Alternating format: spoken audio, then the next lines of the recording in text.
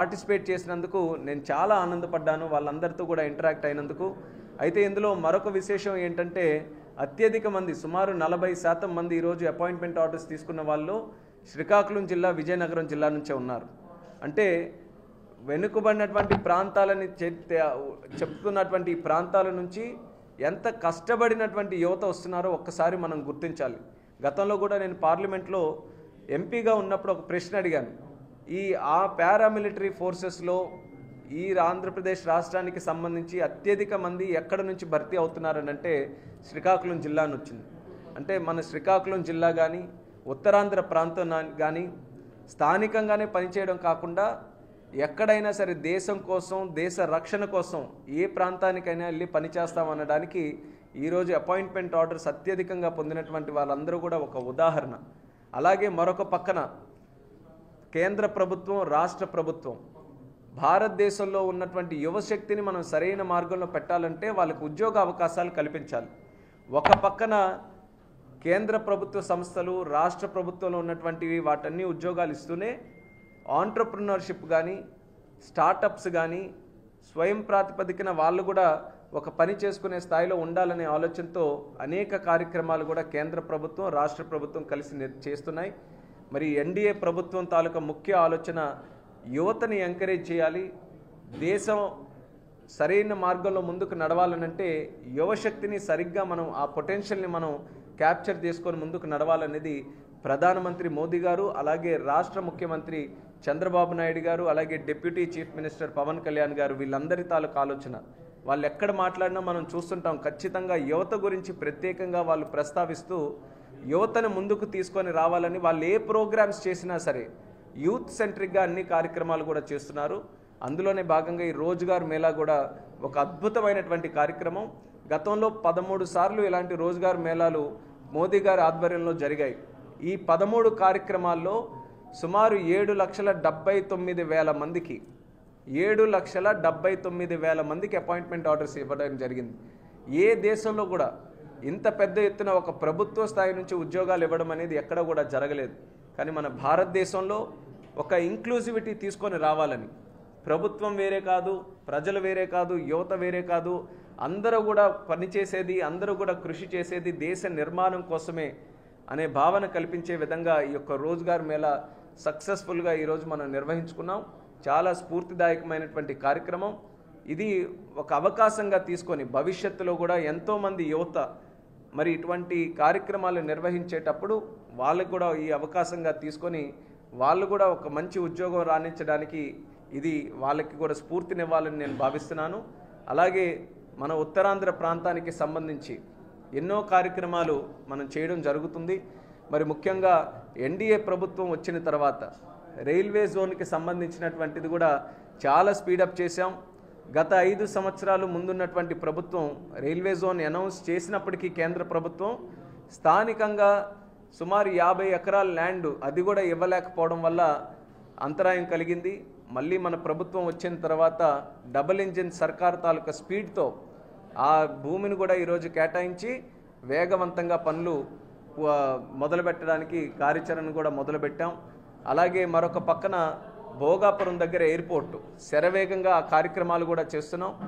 మరి గత 5 సంవత్సరాల్లో 20% పనులు జరిగితే ఈ ఉన్నటువంటి 6 నెలల్లోనే ఈరోజు సగం కంటే ఎక్కువ పని ఈరోజు పూర్తి చేసుకునే దిశలో ఉన్నాం. జూన్ 26 కల్లా భోగాపురం ఎయిర్పోర్ట్ని కంప్లీట్ చేయాలని కంకణబద్దులై ఈరోజు కృషి చేయడం కూడా జరుగుతుంది. ఆ కార్యక్రమమే జరిగితే 3 జిల్లాలకి కూడా, ఉమ్మడి 3 జిల్లాలు కూడా ఉత్తరాంధ్ర జిల్లాలకి చాలా మంచి ఎకనామిక్ యాక్టివిటీ క్రియేట్ చేసే సెంటర్గా భోగాపురం ఎయిర్పోర్ట్ కూడా పనిచేయబోతుంది. భోగాపురం ఎయిర్పోర్ట్ యాక్సెస్ కోసం హైవేస్ని కూడా డెవలప్ చేయాలనేది మనం గతంలో కూడా మనం చర్చించుకున్నాం. దానికి సంబంధించి విశాఖపట్నం నగరం నుంచి ఏదైతే NH16 వెళ్తుందో అందులో ఒక 12 పాయింట్స్ని మనం ఐడెంటిఫై చేసాం. 12 చోకింగ్ పాయింట్స్ ఏవైతే ఉన్నాయో అవి కూడా డెవలప్ చేయాలని గతంలో గడ్కరీ గారి తాలూకా సలహాలు, సూచనలు కూడా తీసుకొని దానికి కూడా ప్రత్యేకంగా ఒక DPR చేసి ముందుకు వెళ్తున్నాం. ఇలా చాలా కాలం నుంచి మిగిలిపోయినటువంటి కార్యక్రమాలు ఏవైతే ఉన్నాయో అవి ప్రయారిటీ బేసిస్ మీద ముఖ్యంగా ఉత్తరాంధ్ర ప్రాంతానికి సంబంధించినటువంటి ప్రాజెక్టుల్ని మరి మన రాష్ట్ర ముఖ్యమంత్రి వర్యులు చంద్రబాబు నాయుడు గారు కూడా ఎక్కువ ప్రయారిటీ ప్రాంతానికి ఇచ్చి ఇక్కడ ఉన్నటువంటి ప్రాజెక్ట్స్ని ముందుకు నడిపించాలని ఆయన కూడా మాకందరికీ కూడా గైడెన్స్ ఇవ్వడం జరుగుతుంది. అందరి తాలూకా సహకారంతో మరి ఉత్తరాంధ్ర ప్రాంతానికి ఎక్కువ ఇండస్ట్రీ తీసుకొని రావాలి, ఇరిగేషన్ ప్రాజెక్ట్స్ని పూర్తి చేయాలి. ఒక పక్కన ఇక్కడ ఉన్నటువంటి రైతాంగానికి కూడా మనం సపోర్ట్ చేసుకుంటూ వస్తున్నటువంటి యువత ఎవరైతే ఈరోజు చదువుకొని మంచి ఉద్యోగాలు సాధించాలని ఉన్నటువంటి యువత ఎవరైతే ఉన్నారో వాళ్ళకి సరైన విధంగా ఇండస్ట్రీని మనం ట్యాప్ చేయడానికి కూడా కార్యాచరణ మేము చేస్తున్నాం. మరి అంచెలంచెలుగా మీరు కూడా చూశారు, లోకేష్ అన్న గారి తాలూకా ప్రయత్నం వల్ల, ఆయన చేసినటువంటి కృషి వల్ల టీసీఎస్ కూడా ఈరోజు ఐటీ సెక్టర్ని ఇక్కడ ఎస్టాబ్లిష్ చేసి సుమారు 10,000 ఉద్యోగాలు ఇచ్చే కార్యక్రమం కూడా అది చేస్తుంది. లూలు గ్రూప్ని ఒకప్పుడు తరిమేస్తే మళ్ళీ ఆ లూలు గ్రూప్ని కూడా ఈరోజు తీసుకొని వస్తున్నాం. ఇలా మంచి మంచి కంపెనీలు, బ్రాండ్ ఉండేటటువంటి కంపెనీలు, మళ్ళీ చంద్రబాబు నాయుడు గారు ముఖ్యమంత్రి అయ్యారనే ఆలోచనతో ఈరోజు మళ్ళీ అందరూ కూడా ఆంధ్రప్రదేశ్ రాష్ట్రానికి రావడానికి ఎంతో ఆసక్తి చూపిస్తున్నారు. అది అందరికీ కూడా శుభసూచకమైనటువంటి విషయం. అలాంటి బ్రాండ్ని మళ్ళీ రీక్రియేట్ చేయడానికి ప్రజలకి అలాగే ఇందులో సమాజంలో ఉన్నటువంటి వ్యక్తులందరికీ కూడా కలిసికట్టుగా కృషి చేయాలని ఒక పిలుపు కూడా ఇస్తున్నాం. ఇది ఎందుకనంటే కేవలం ప్రభుత్వంలో ఉన్నాం కాబట్టి మేము డబ్బా కొట్టుకునే విషయాలు కాదు ఇవన్నీ కూడా. మనం అందరం కూడా కలిసికట్టుగా రాష్ట్రం బాగుండాలని, ఇందులో అందరం కూడా రాష్ట్రం మీద బ్రతుకుతున్నాం, రాష్ట్రం బాగుంటే దాని బెనిఫిట్ అందరూ కూడా పొందుతాం. కాబట్టి అందరూ కూడా కలిసికట్టుగా ఈ రాష్ట్రాన్ని పునర్నిర్మించుకోవడానికి ప్రతి ఒక్కరు కూడా ఇందులో సహకరించాలి, వాళ్ళ తాలూకా ఎఫర్ట్స్ ఇందులో పెట్టాలని ఈ సందర్భంగా మరొకసారి కోరుకుంటూ, మరి ప్రతి ఒక్కరూ అందరూ కూడా ఈ యొక్క జరుగుతున్నటువంటి కార్యక్రమాల్లో మీ తాలూకా సహాయ సహకారాలు, ఆశీర్వాదం కూడా అందించాలని తెలియజేసుకుంటున్నాను.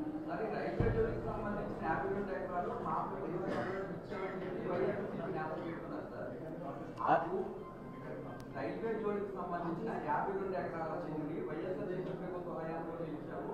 ఆ భూములు మునిగిపోతాయని చెప్పి తెలుగుదేశం పార్టీ నాయకులు అసత్య ప్రచారం చేశారు. మేము ఇచ్చిన భూములను ఆ బిల్డింగ్లు కడతామని చెప్పి వైఎస్ఆర్సీపీ నేతలు చెప్తున్నారు. యాక్చువల్గా దీనికి సరైన సమాధానం చెప్పాలంటే పార్లమెంట్లోనే ఒక ప్రశ్న అడిగాం.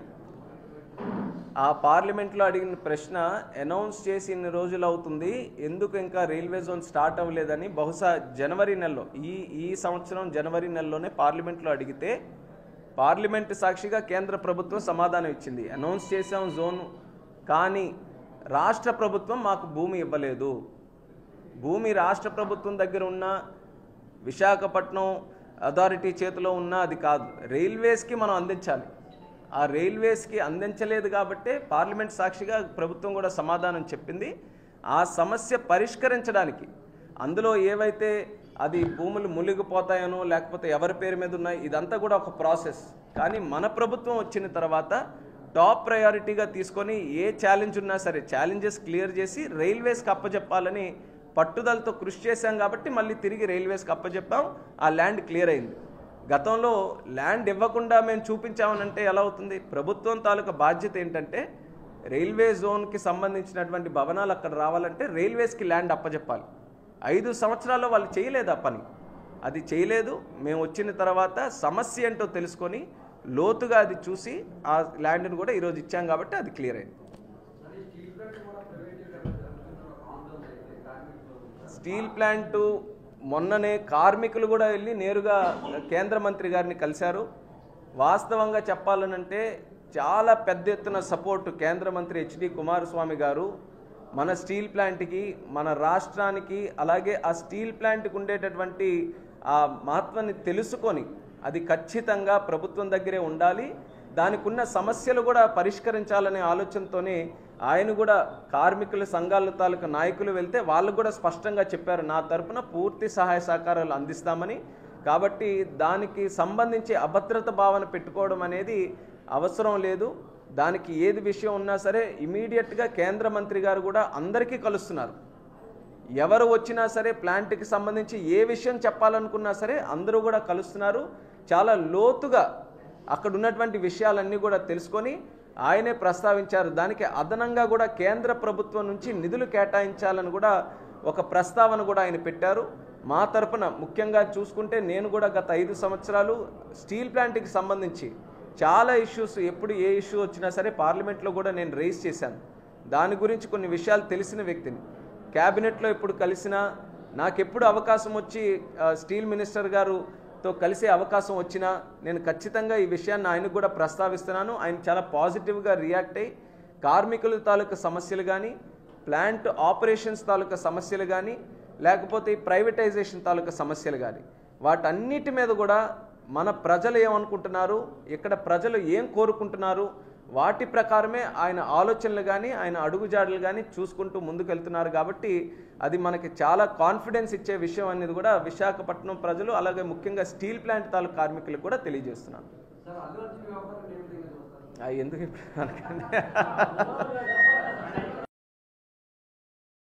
గారు సిఎస్ఎఫ్ నుంచి డిఐజీ కమాండెంట్ వాళ్ళందరూ కూడా ఇందులో పార్టిసిపేట్ చేయడం జరిగింది. ఇందులో ముఖ్య విశేషం ఏంటంటే దేశం మొత్తం మీద 45 రోజ్గార్ మేళాలు ఈరోజు పెట్టి సుమారు 71,000 మందికి అపాయింట్మెంట్ ఆర్డర్స్ సెంట్రల్ గవర్నమెంట్ తాలూకా జాబ్స్లో వివిధ డిపార్ట్మెంట్స్లో వాళ్ళందరికీ కూడా అందజేయడం జరిగింది. మన విశాఖపట్నం నుంచి సుమారు 667 మందికి ఇక్కడ నుంచి కూడా అపాయింట్మెంట్ ఆర్డర్స్ మేము ఇచ్చాం. అందులో ముఖ్యంగా CRPF, CISF, ITBP, Assam rifles, BSF, postal, railway, ఇలా అనేక డిపార్ట్మెంట్స్ సెంట్రల్ గవర్నమెంట్కి సంబంధించినటువంటి వారందరికీ కూడా అపాయింట్మెంట్ లెటర్స్ ఈరోజు ఇచ్చాం. వాళ్ళు కూడా వాళ్ళ తాలూకా అనుభవాలు ఈరోజు ఎవరైతే అపాయింట్మెంట్ ఆర్డర్స్ పొందారో వాళ్ళందరూ కూడా అనుభవాలు పంచుకోవడం జరిగింది. వాళ్ళు కూడా చాలా కృషి చేసి సెంట్రల్ గవర్నమెంట్లో ఉద్యోగం సాధించాలనేది ఎంతోమంది మధ్యతరగతి పేద కుటుంబాల తాలూకా కలగా ఉంటుంది. అటువంటిది వాళ్ళందరూ కూడా వాళ్ళకుండే ఛాలెంజెస్ కానీ, ఇంటి దగ్గర ఉన్నటువంటి పరిస్థితులను కానీ వాటన్నిటినీ కూడా ఎదుర్కొని ఒక ఛాలెంజ్గా కమిట్మెంట్తో ఎగ్జామినేషన్స్ అన్నిటికీ కూడా ప్రిపేర్ అయ్యి ఈ స్థాయి వరకు వచ్చేసిన తర్వాత సాధారణంగా వాళ్ళు జాబ్ సంపాదించిన తర్వాత వాళ్ళ ఇంటికి అపాయింట్మెంట్ లెటర్ మనం ఇవ్వచ్చు.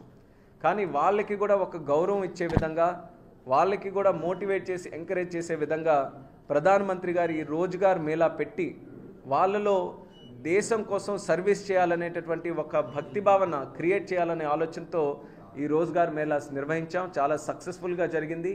ఇందులో పార్టిసిపేట్ చేసినందుకు నేను చాలా ఆనందపడ్డాను, వాళ్ళందరితో కూడా ఇంటరాక్ట్ అయినందుకు. అయితే ఇందులో మరొక విశేషం ఏంటంటే అత్యధిక మంది సుమారు 40% మంది ఈరోజు అపాయింట్మెంట్ ఆర్డర్స్ తీసుకున్న వాళ్ళు శ్రీకాకుళం జిల్లా, విజయనగరం జిల్లా నుంచే ఉన్నారు. అంటే వెనుకబడినటువంటి ప్రాంతాలని చెప్తున్నటువంటి ఈ ప్రాంతాల నుంచి ఎంత కష్టపడినటువంటి యువత వస్తున్నారో ఒక్కసారి మనం గుర్తించాలి. గతంలో కూడా నేను పార్లమెంట్లో ఎంపీగా ఉన్నప్పుడు ఒక ప్రశ్న అడిగాను. ఆ పారామిలిటరీ ఫోర్సెస్లో ఈ ఆంధ్రప్రదేశ్ రాష్ట్రానికి సంబంధించి అత్యధిక మంది ఎక్కడ నుంచి భర్తీ అవుతున్నారని అంటే శ్రీకాకుళం జిల్లా నుంచి వచ్చింది. అంటే మన శ్రీకాకుళం జిల్లా కానీ ఉత్తరాంధ్ర ప్రాంతం కానీ స్థానికంగానే పనిచేయడం కాకుండా ఎక్కడైనా సరే దేశం కోసం, దేశ రక్షణ కోసం ఏ ప్రాంతానికైనా వెళ్ళి పనిచేస్తామనడానికి ఈరోజు అపాయింట్మెంట్ ఆర్డర్స్ అత్యధికంగా పొందినటువంటి వాళ్ళందరూ కూడా ఒక ఉదాహరణ. అలాగే మరొక పక్కన కేంద్ర ప్రభుత్వం, రాష్ట్ర ప్రభుత్వం భారతదేశంలో ఉన్నటువంటి యువశక్తిని మనం సరైన మార్గంలో పెట్టాలంటే వాళ్ళకు